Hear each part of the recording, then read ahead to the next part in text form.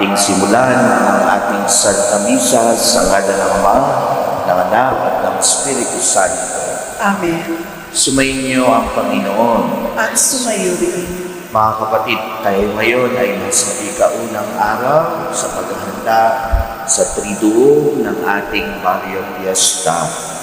Mga kapatid, ihanda natin ang ating mga sarili, aminin natin ang ating mga kasalanan upang tayo'y maging marapat gumanap sa banal na pagdiriwang. Inaamin ko Sa makapangyarihang Diyos at sa inyong mga kapatid, na lubhang nagkasala sa isip, sa salita, sa gawa, at sa aking pagkukulang. Kaya'y sinasamo ko sa mahal na Birheng Maria, sa lahat ng mga anghel at mga banal, at sa inyong mga kapatid, na ako'y ipanalangin sa Panginoong ating Diyos. Kawan tayo ng makapangyarihang Diyos. Patawarin tayo sa ating mga kasalanan at patnubayan tayo sa buhay na walang hanggan. Amen. Panginoon, kaawaan mo kami. Panginoon, kaawaan mo kami. Kristo, kaawaan mo kami. Kristo, kaawaan mo kami. Panginoon, kaawaan mo kami. Panginoon, kaawaan mo kami. Manalangin tayo. Ama naming makapangyarihan, ipagkaloob mong ikaw ay makasamba sa iyo, kami makasamba sa iyo, ng may loobing taimtim na totoo. At kami rin naway magmahal sa aming kapwa-tao na may damdaming ibinubunsod ng iyong Espiritu sa pamamagitan ni Jesucristo kasama ng Espiritu Santo magpasawalang hanggan. Amen. Pakinggan po natin ang pagnilayan ang mga salita ng Diyos. Napakalaki ng pagkakasala na nagawa ko sa inyo at ang walang malay ng mga tupang ito ang nagdurusa. Pagbasa mula sa ikalawang aklat ni Propeta Samuel. Noong mga araw na iyon, inutusan ni David si Joab at lahat ng namumuno sa hukuniya. Gawin ninyo ang talaan ng bawat lipi ng Israel mula sa Dan hanggang sa Beer-Siba at dalhin ninyo agad sa akin. Iniulat ni Joab sa hari ang kabuuan ng lahat ng mga lalaking maaaring maglingkod sa hukbo.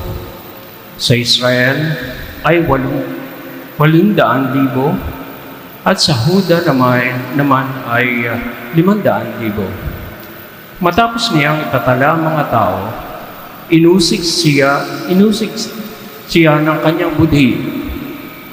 Sinabi niya sa Panginoon, "Nagkasala ako ng malaki sa ginawa kong ito. Patawarin po ninyo ako sa aking kahangalan." Kinaumagahan, pagkagising ni David, sa utos ng Panginoon ay pumunta sa kanya si Propeta Gad. Sinabi nito kay David, "Ito ang pinasasabi sa inyo ng Panginoon. Mamili ka kung alin sa 3 parusang ito ang ibig mong gawin ko sa iyo. 3 taong taggutom sa iyong lupain, 3 buwan pag-uusig ng iyong mga kaaway, o 3 araw na salot. Alin ang gusto ninyo para masabi ko sa nagsugo sa akin?" Sumagot si David, "Hirap na hirap ang aking kalooban sa nangyaring ito. Yang mahabagin ng Panginoon, ang pipiliin ko ay huwirang parusa niya. Kaysa ako'y mahulog pa sa kamay ng mga tao." Kaya't ang Panginoon ay nagpadala ng salod sa Israel. Ano pat mula sa Dan hanggang sa Beer-Siba, 70,000 tao ang namatay. Nangyari ito mula ng umagang iyon hanggang sa taning na panahon.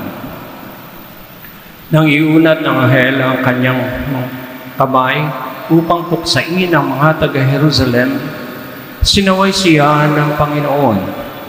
Nagbago ang pasya nito at sinabi, "Tama na,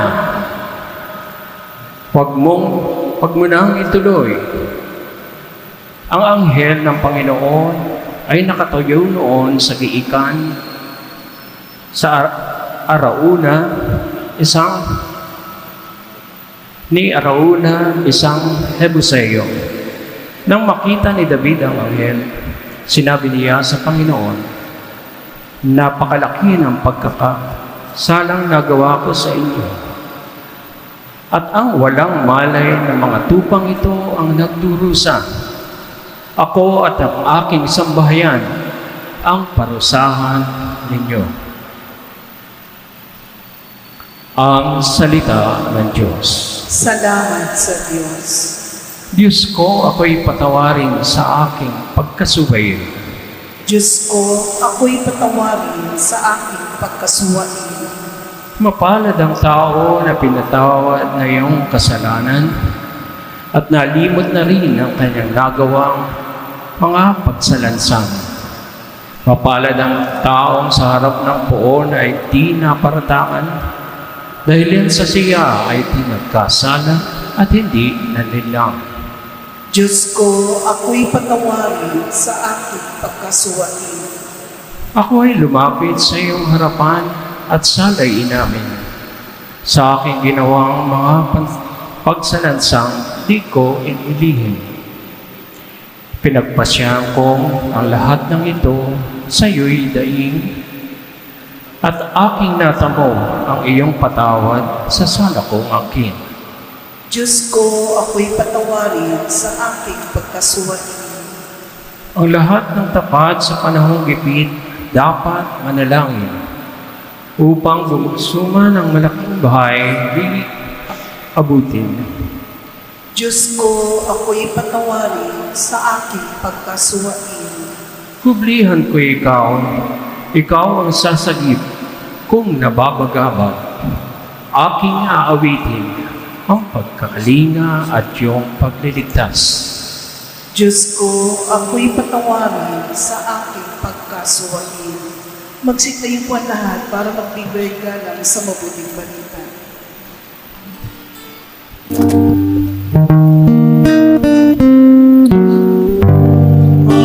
Hallelujah, hallelujah. Hallelujah, hallelujah. Hallelujah.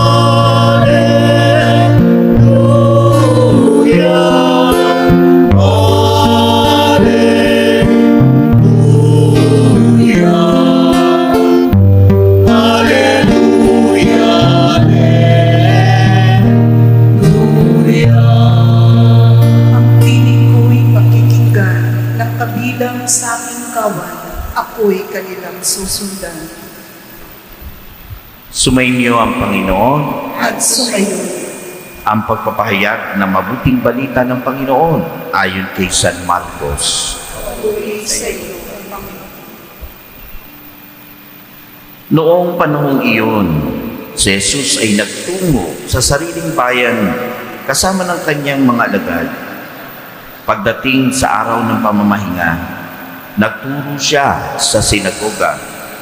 Nagtaka ang maraming nakikinig sa kanya at nagtanong, "Saan niya nakuha ang lahat ng iyan?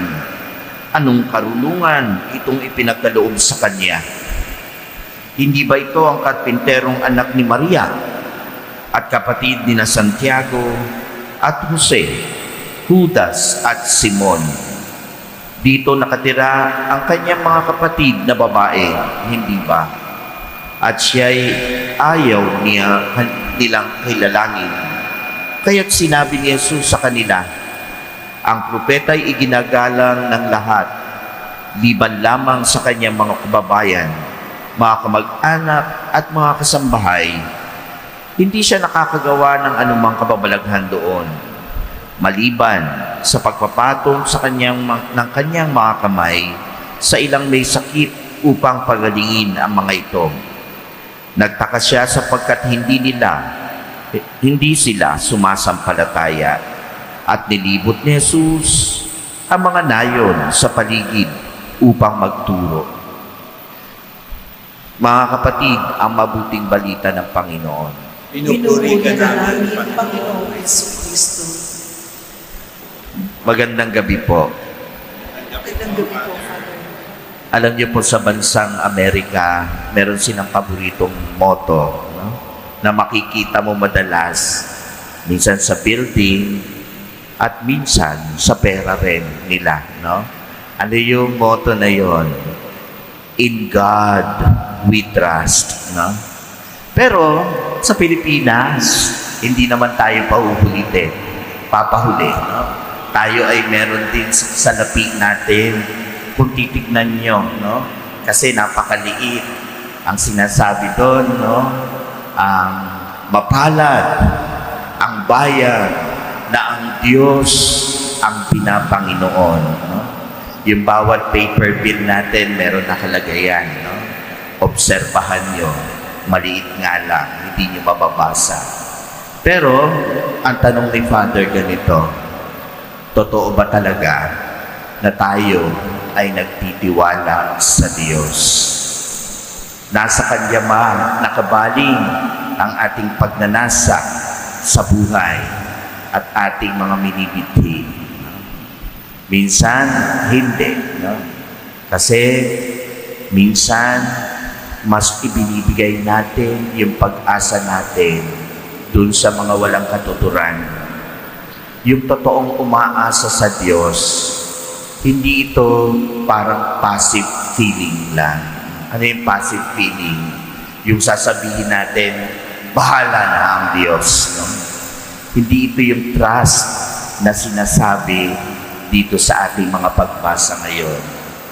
Kundi yung trust na kung saan lahat tayo, yung ating pag-asa, yung ating gabay sa buhay, nakasalalay lahat sa Panginoon. No? Hindi doon sa ating pansarililang kagustuhan o kaya on our own metrics of security. Ano-ano ba yung metrics of security na yan? No? Alam niyo po, minsan, di ba, mas naniniwala tayo dun sa mga survey. Mas maraming survey, ay, dyan ako, no? Pero hindi natin pinag-iisipan ng gusto sa makakristyanong paraan. Paano nga ba yung ating mga taong pinipili o yung bagay na ating pinipili sa buhay ay para sa Panginoon or according dun sa aral ng ating Panginoon para pumili ng isang desisyon. Alam nyo, dito sa ating pagbasa, si David, parang nandoon din siya sa ganong sitwasyon. Mukhang lumaki na yung ulo ni David, no? Kasi nung una, tinamad siya, ayaw niya magtrabaho. Tapos nakita niya yung isang babae na meron asawa. No? So, doon niya inilagay yung sarili niya at ginamit niya yung kapangyarihan niya para maitago yung kanyang mga kasalanan. No? Doon sa rivalry nila ng kanyang anak. No? Ano nga ba yung tinititignan niya at pinagsisisihan niya doon sa mga bagay na yun? Lahat yun tinitignan niya, no? Na merong pagsasantabi sa ating Panginoon. Alam niyo, pagka yung ating kagustuhan, yung ating pinapangunahan sa buhay, minsan parang isinasantabi na rin natin ang ating Panginoon. Diba? Yung iba sa atin, tanong ni Father, pagka ba kayo gumising, nagdadasal ba kayo? O baka mamaya, the first thing that you will do is to turn on your cell phone. Titignan nyo yung social media. Ano yung bagong chismis. O kaya, sino yung nag-like sa akin. Lahat binibilang natin. No? Parang ganyan si David dito sa ating pagbasa ngayon. Yung confidence niya, yung security niya, nakasalalay sa dami ng kanyang mga sundalo. Pinabilang niya yung mga sundalo niya doon sa kanyang tauhan para malaman ilan sila. Dahil dito, para gabagang nagsakasala na rin si David kasi nakarely lang siya doon sa kanyang strength at mukhang plano niya na manakop. Kaya tinatanong niya yung kanyang mga kasama, ilan ba yung ating mga magigiting na sundalo na lalaban sa gera? Pero nakalimutan niya to rely on God's power kahit na yung kanyang mga desisyon sa buhay. At minsan, pagka meron tayong mga ganito, hindi natin ito maitatago katulad ni David. Kasi bakit? Sunod-sunod yung naging problema niya. At ano yung sinabi niya dito? Siya mismo yung humihingi ng tawad sa Panginoon. Kaya pinapili siya ng Panginoon. O sige, ano yung gusto mong mangyari? Pinili niya yung isang parusa na akala niya magaang. But in the long run, napansin niya na maraming namatay dahil sa pinagdesisyonan niya. Dito natin makikita yung konsensya ni David. Why? Kasi yung kanyang bawat ginagawa, konektado hindi lang sa isang tao, kundi sa napakaraming taong naapektuhan dahil sa kanyang pagpapabaya, dahil sa kanyang pangsariling hinahangad, hindi ang Panginoon. Alam niyo mga kapatid, pag nagdidesisyon tayo, sabi nga nila, pag nakikita mo yung mukha ng katabi mo, nakikita mo ang mukha ng Diyos. Sa tuwing tayo ay nagdi-decide, gumagawa tayo ng mabuti. Ano ba sabi ng Panginoon? What you do unto others, ginagawa niyo din sa akin. Ganon din sa ating mga dinidesisyonan sa buhay. Dapat matuto tayong manalangin, mag-isip. Huwag lang tayo basta magre-rely dun sa sabi-sabi. Minsan tayo mismo nakikipag-away pa. Yun yung nakakahiya. May mga taong alam natin, mali na yung tinuturo sa atin. Mali na yung ginagawa. Pero dahil bakit? Dito ako nagre-rely ng aking kaligtasan in the future. Kaya kahit lumalala na yung sitwasyon, sige pa rin. Alam niyo po ba, pinapaalala sa atin ng Panginoon. Ano nga ba yung pinaka-importanting utos niya? The greatest dun sa pag-uutos ng Panginoon. To love God above all, at mahalin natin ang kapwa natin ng gaya ng ating sarili. Pero minsan, pagka mataas ang pride natin, nauuna palagi ang sarili natin. Dito nga sa gospel, andiyan na yung Panginoon, nagpapagaling na. Pero anong sabi ng mga tao sa Kanya? Anak lang naman yan ni Maria. Isang kampentero lang yan. Saan niya nakuha yung kanyang mga aral? Ang ganda na nga ng itinuturo ng ating Panginoon sa kanila na dapat yun yung ina-absorb nila. Pero hindi Ando dun yung pride nila. Pride nila na kung saan ang tinitignan nila yung label ng tao. Minsan ganyan tayo Pa-label lang. Importante sa atin yon. Pero yung isinasabuhay, yung standard according to the teachings of our Lord, tinitignan ba natin? Sabi ng Panginoon, pagka ganito tayo, Malayo ang milagro sa atin kung hindi natin kinikilala ang ating Panginoon. No? Sabi nga nila, no? The more tayo nagsasarado sa Panginoon, the more na lumalayo ang grasya sa atin. Kaya nga dito sa kwento sa ating gospel, walang higla na nangyari. Bakit? Hindi nila tinanggap si Jesus. Mga kapatid, paalaala sa atin ito. Ano? Itong mga bagay na ito. Tanong natin sa sarili natin, kanino ba talaga ako umaasa at nagtitiwala?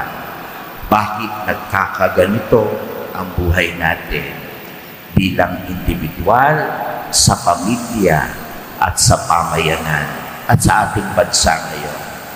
Kanino tayo umaasa? Kasama ba ang Panginoon sa ating tinitingala, sa ating pinagdidesisyonan, sa ating mga dapat gawin sa buhay? Andiyan ba ang Panginoon kasama natin? Let us all stand.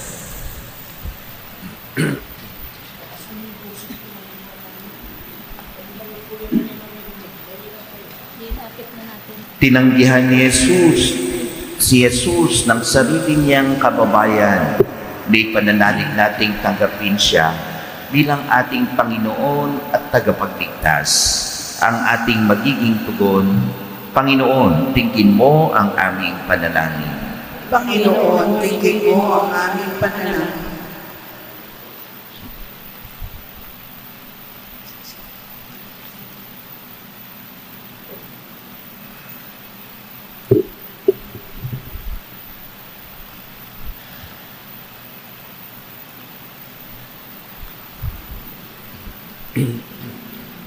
Ang mga namumuno sa simbahan, naway ipahayag ang salita ng Diyos ng may katapangan at isabuhay ito ng may pananalig.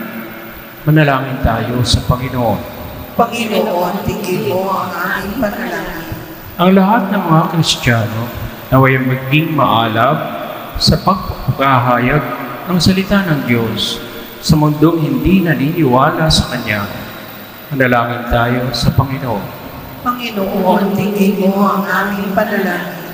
Ang mga misyonero naway magkaroon ng tiyaga at hindi manghina ang kalooban sa paghasik ng mensahe ng Diyos sa mga pook na hindi bukas sa pagtanggap dito. Manalangin tayo sa Panginoon. Panginoon, tingin mo ang aming panalangin. Ang mga may sakit at yaong mga nabibigatan sa buhay, naway makita ang pag-ibig at pagkalinga ng Diyos sa pamamagitan ng malasakit ng kanilang mga kapamilya. Manalangin tayo sa Panginoon. Panginoon, tingin mo ang aming panalangin. Ang mga yumao, naway magtamasa ng walang hanggang kapayapaan. Manalangin tayo sa Panginoon. Panginoon, tingin mo ang aming panalangin. Tahimik nating idalangin ang ating mga pansariling kahilingan.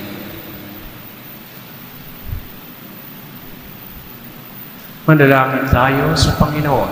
Panginoon, tingin mo ang aming panalangin. Isama rin po natin sa ating mga panalangin ang nag-aalay ng pasasalamat na sina Nilia Galvez, Romica de los Reyes, Gernie Pureza Ordias, Ria Crudo, Bestoyer family, Lapiad family, at ang mas sponsor na ang BEC. Manalangin tayo sa Panginoon. Panginoon, dinggin mo ang aming panalangin.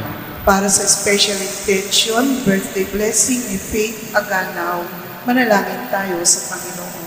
Panginoon, dinggin mo ang aming panalangin. Para sa fast recovery and complete healing ni Yula Robes, Erlinda Bilbao, Rudy Bilbao, Hyacinth Eve, Angel May Lapian, at para sa pangkalahatang kagalingan sa lahat ng mga may sakit at pangkalahatang proteksyon at patnubay sa mga intercessory prayer warriors, manalangin tayo sa Panginoon.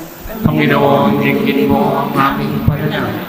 Para sa kaluluwa natin, mga kaluluwa ni na Florencia, Faustino, Romeo, Narcisa, Danilo, Moses, Inesmila Caballo, Giancarlo Vicente, Edita, Arceli, Juliet, Isabelo, Hilarion, Eusebia, Anastasia, Alejandro, Generosa, Amando, Anastasio, Blas, Victoria, Fresnita, Freddy, Baby Angel, Ador, Mario, Mamerta, Honorio Senior, Antonia, Honorio Jr., Jofilo, Epifania, Marina, Herculana, Eulogio, Isaac, Danilo, Death Anniversary, Linelli, ikaw na po, at para sa kaluluwa natin ng lahat ng mga kaluluwang biktima ng abortion at sa mga kaluluwang naghihirap sa purgatorio at higit lalo sa mga kaluluwang walang nakakaalala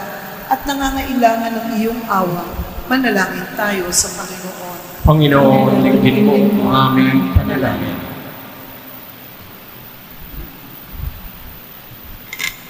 Ama, buksan mo ang aming mga puso sa iyong salita. Patawarin mo kami sa mga pagkakataong tinanggihan namin makinig sa iyong katotohanan. Hinihiling namin ito sa pamamagitan ni Kristo na aming Panginoon. Amen. Pagsitayuan na.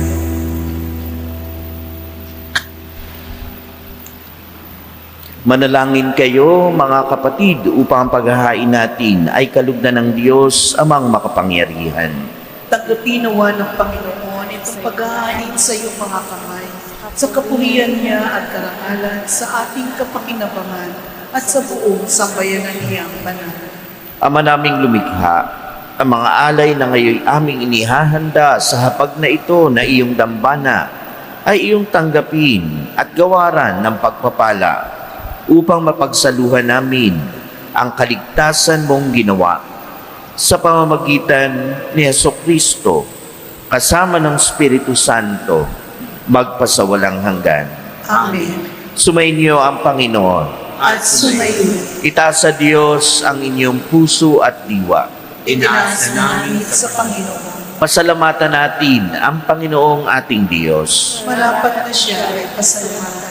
Ama naming makapangyarihan, tunay ngang marapat na ikaw ay aming pasalamatan sa pamamagitan ni Jesucristo na aming Panginoon. Siya ang salitang katuwang mo at kapiling, no ang lahat ng umiiral ay iyong likhain. Siya'y sinugo mo para kami sagipit palayain, kaya't siya'y kinalinga ng mahal na birhen na naging kanyang inang totoo sa kapangyarihan ng Espiritu Santo. Inako niyang sundin ang loob mo at kamti ng sambayan ng banal para sa iyo. Pinagtiusan niyang iunat sa krus ang kanyang mga kamay upang magwakas ang kamatayan at mahayag ang pagkabuhay. Kaya kaisa ng mga anghel na nagsisiawit ng papuri sa iyo na walang humpay sa kalangitan, kami nagbubunyi sa iyong kadakilaan.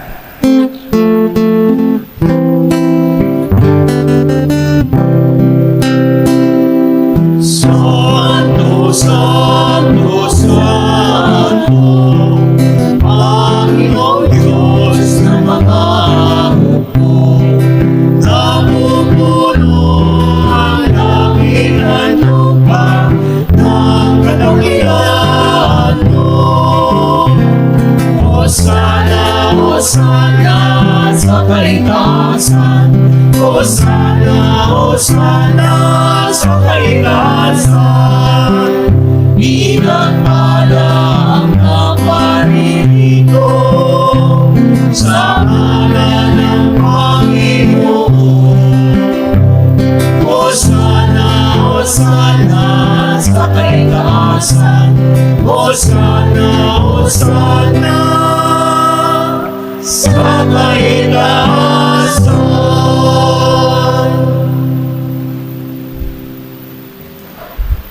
Ama naming banal, ikaw ang bukal sa tanang kabanalan, kaya't sa pamamagitan ng iyong Espiritu, gawin mong banal ang kaloob na ito upang para sa amin maging katawan at dugo ng aming Panginoong Hesukristo. Bago niya pinagtiis ang kusang loob na maging handog, hinawakan niya ang tinapay. Pinasalamatan kanya. Pinaghati-hati niya iyon, inabot sa kanyang mga alagad at sinabi, "Tanggapin ninyong lahat ito at kanin. Ito ang aking katawan na ihahandog para sa inyo."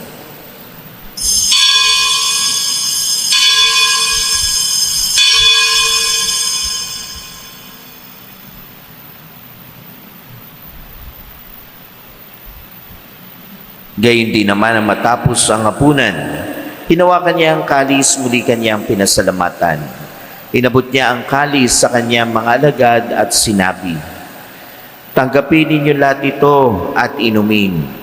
Ito ang kalis ng aking dugo, ng bago at walang hanggang tipan, ang aking dugo na ibubuhos para sa inyo at para sa lahat, sa ikapagpapatawad ng mga kasalanan. Gawin ninyo ito sa pag-aalala sa akin."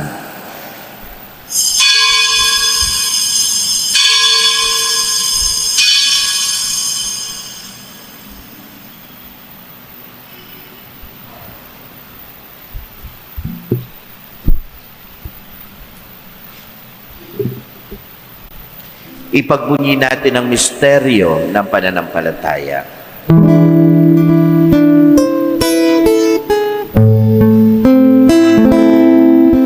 Si Kristo ay namatay. Si Kristo ay nabuhay. Si Kristo ay babalik sa wakas ng panahon. Ama, ginagawa namin ngayon ang pag-alaala sa pagkamatay at muling pagkabuhay ng iyong anak. Kaya tiniaalay namin sa iyo ang tinapay na nagbibigay buhay at ang kalis na nagkakaloob ng kaligtasan. Kami nagpapasalamat dahil kami iyong minarapat na tumayo sa harap mo para maglingkod sa iyo.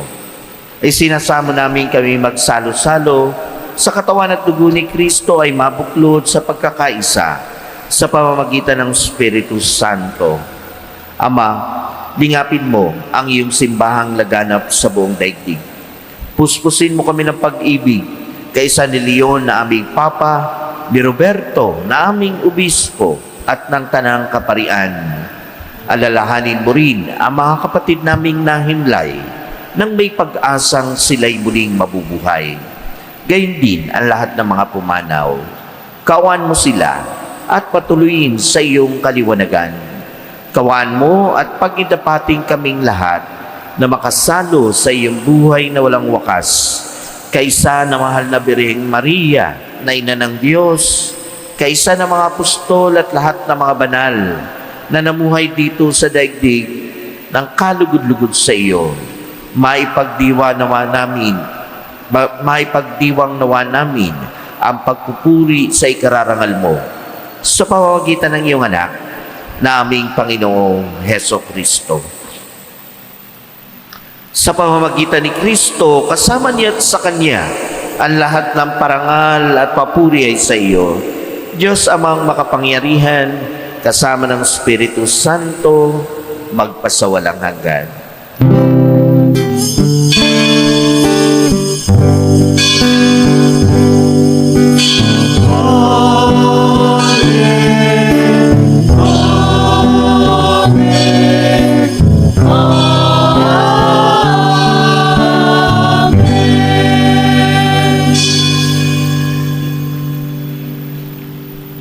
Sa tagubilin ng nakagagaling na utos at turo ni Jesus na Panginoon natin at Diyos, ipahayag natin ang lakas loob.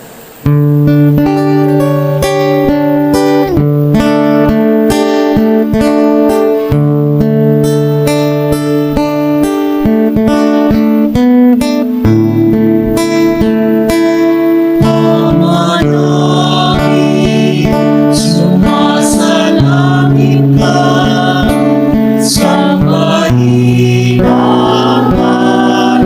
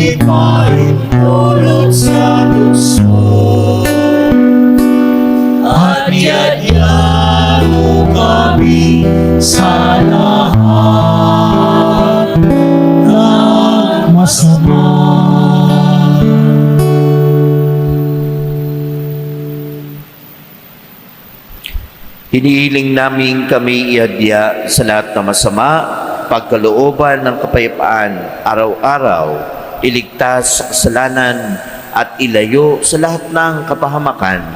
Samantalang aming pinananabikan ang dakilang araw ng pagpapahayag ng tagapagligtas naming Seso Kristo. Sapagkat sa'yo ang kaharian, ang pangyarihan, ang kapurihan, ngayon at magpakailanman. Ngayon at magpakailanman. Panginoong Hesukristo, sinabi mo sa iyong mga apostol, kapayapaan ang iniiwan ko sa inyo. Ang aking kapayapaan ay ibinibigay ko sa inyo. Tungayan mo ang aming pananampalataya at huwag ang aming pagkakasala. Pagkalooban kami ng kapayapaan at pagkakaisa. Ayon sa iyong kalooban, kasama ng Espiritu Santo, magpasawalang hanggan. Amen. Ang kapayapaan ng Panginoon ay laging sumainyo. At sumayo rin. Mga kapatid, magbigayan tayo ng kapayapaan sa bawat isa. Peace be with you. Peace be with you. Peace be with you.